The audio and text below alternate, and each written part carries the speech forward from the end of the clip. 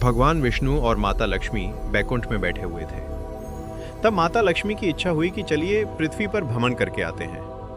इस पर भगवान विष्णु कहते हैं, हे देवी, अगर आपकी इच्छा है तो चलिए आज हम पृथ्वी पर भ्रमण करके आते हैं। दोनों अपने गरुड़ पर बैठकर पृथ्वी की ओर निकल पड़ते हैं।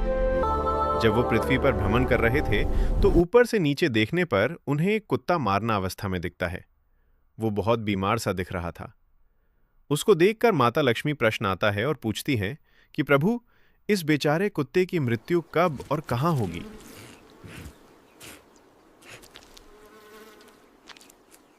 विष्णु जी मुस्कुराए और बोले, देवी, इसकी मृत्यु यहां नहीं होगी, ये बहुत दूर जाकर मरेगा। लक्ष्मी जी को आश्चर्य हुआ। उन्होंने सोचा, इतना कमजोर कुत्ता इतनी दूर कैसे जाएगा? उन्होंने निश्चय किया कि वे इसकी परीक्षा लेंगी। सोच उपरांत दोनों वाहन गरुड़ पे सवार होकर भ्रमण पे निकले और भूलोक में कुछ दूर निकले ही थे, तभी जब दोनों कुत्ते के पास से गुजरते हैं, तभी कुत्ता भगवान विष्णु को और माता लक्ष्मी को अपने अंतिम समय को याद करते हुए देख लेता है। इस पर कुत्ता कहता है, हे प्रभु, अब मेरा अंतिम समय आ गया है। मेरी इच्छा है कि आप मुझे बैकुंठ धाम अपने साथ ले चलिए। इस पर भगवान विष्णु कहते हैं कि हमारे पास तुम्हें साथ बैठाने के लिए जगह तो है नहीं। तो कुत्ता कहता है कि हे प्रभु, मैं गरुड़ जी के पैर पकड़ लूंगा।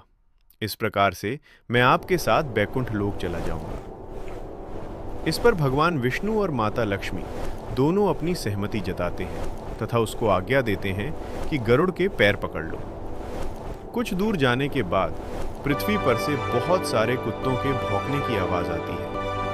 अपनी आदत अनुसार यह भी भौंकने लगता है और जमीन पर गिर जाता है और अपनी अंतिम गति को प्राप्त होता है। तब माता लक्ष्मी ने समझा कि संसार में जन्म और मृत्यु का समय और स्थान पहले से निश्चित होता है। ईश्वर की व्यवस्था को कोई बदल नहीं सकता।